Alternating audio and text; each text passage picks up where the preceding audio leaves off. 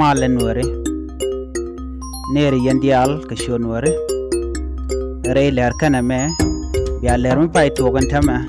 biya jeling tenen gwasa me mishejek nyoka kanete kokien go ba jeling an wartin kokien goro ban go jin biya subscribe kabi notification bell ja twani mi jiram jidit lat jangen wo shi kwar nuwar tungwan official nuwar tungwan rey wich ka juba la official nuwar kenisha gwalon ko shigaro wich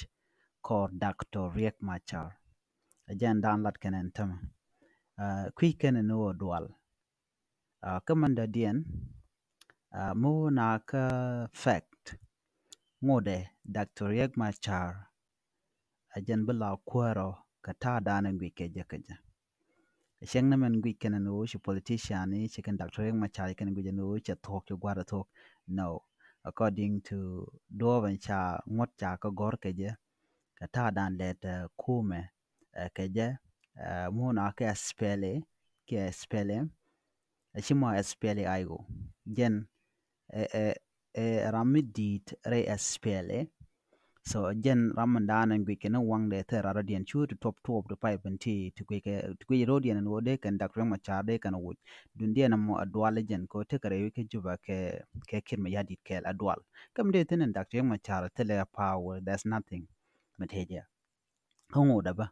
nyana jaka en gwal chikatan panken kan tinte ke juba ke ya kok ne ke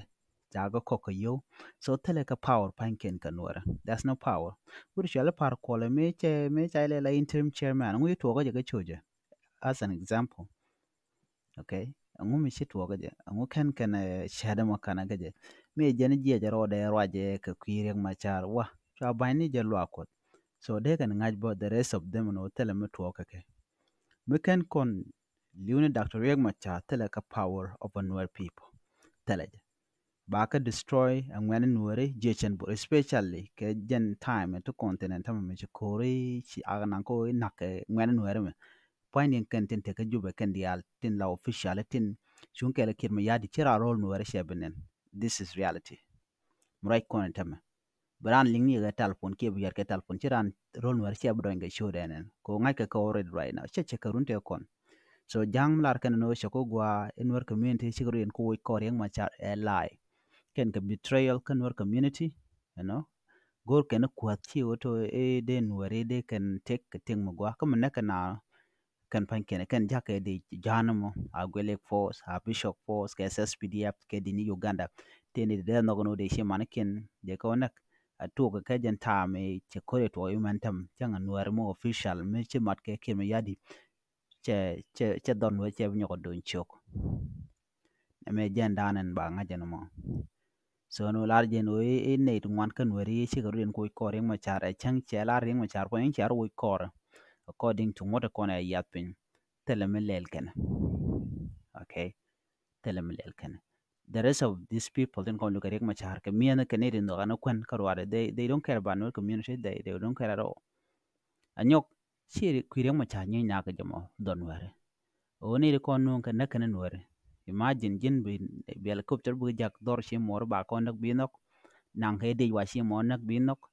so shi gu jeno ba backfire one day an kwana jakana mote kwana jakan ware ka nasir ka wulang e zero no mokelio jejen bor che bi no ko nyurien manu gwa de ajor so bi bene another generation tilla politician ki officially get can all this g tin kontere which ka juba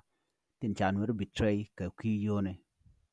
na kanwer ko gad ken chicken tere do anwere gad ken ka Uganda Kenya tega windi arla ko ken but in reality need ko daw tele karam to kwa mi jela kan de jaka je bugun wer ja babu nak an biya tema